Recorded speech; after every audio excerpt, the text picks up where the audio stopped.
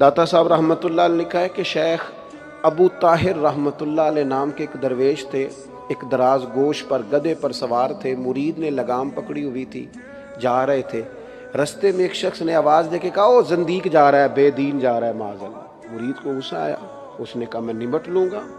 داتا صاحب فرماتے ہیں شیخ ابو طاہر فرمانے لگے جلدی کیوں کرتا ہے، گھر چلنا تجھے اس سے اعلیٰ چیز دکھاتا ہوں۔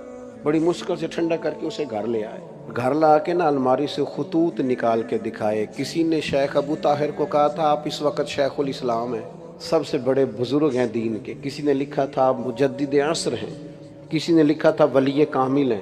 آپ فرمانے لگے یہ جو میری تعریفیں کر رہے ہیں ان کو جائیدادیں دے سکتے ہو، پہلے ان کو کچھ بانٹ لو نا، پھر تنقید کرنے والے پر مقدمہ بھی کر لینا۔ او میرے بھائی، بزدل ہوتے ہیں وہ لوگ جنہیں تنقید نہیں سننی آتی، اپنی کمزوریاں سنیں، ڈٹ کے سنیں، آپ میں ہمت ہونی چاہیے۔ جب کوئی بندہ نقد کرے، آپ پر بات کرے، پھر آپ دلیری سے سنیں، ہاں اس بندے کو دیانتدار ہونا چاہیے، مخالفت برائے مخالفت نہ کرے، بات ٹھیک کرے، جو ہے وہ کرے۔ تو ہمارے صوفیاء فرماتے ہیں کہ اپنے اندر یہ والا ذوق بھی پیدا کر۔ ہوتا کیا ہے، حضرت عمر فاروق رضی اللہ تعالیٰ عنہ فرماتے ہیں جو میری غلطی مجھے بتائے میرا دوست ہے، اس لیے کہ وہ چاہتا ہے میں ٹھیک ہو جاؤں، اس لیے ڈھونڈ ڈھونڈ کے لاتا ہے میری کمزوریاں، لیکن ہمیں تو بندہ اچھا لگتا ہی نہیں جو ہماری غلطی بتائے۔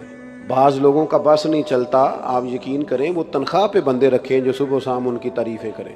میں ایک جگہ پہ مجھے بلا لیا گیا جلسے کے لیے، اپنی ترتیب سے میں حاضر ہو گیا، اسٹیج پہ پہنچ گیا۔ اب تھوڑی دیر گزری تو مجھے انہوں نے ایک لسٹ تھمائی، ہاتھ میں دی۔ اس لسٹ کو میں نے کھولا تو اس پہ لکھا تھا فلاں صاحب کی صدارت ہے آج کی محفل میں، فلاں آدمی کی سرپرستی ہے، فلاں ہمارے مہمان خصوصی ہیں، اور فلاں فلاں نے خصوصی طور پر اس محفل میں تعاون کیا ہے۔ تو تمام کمپنیوں کی مشہوری کے لیے کارڈ مجھے تھما دیا۔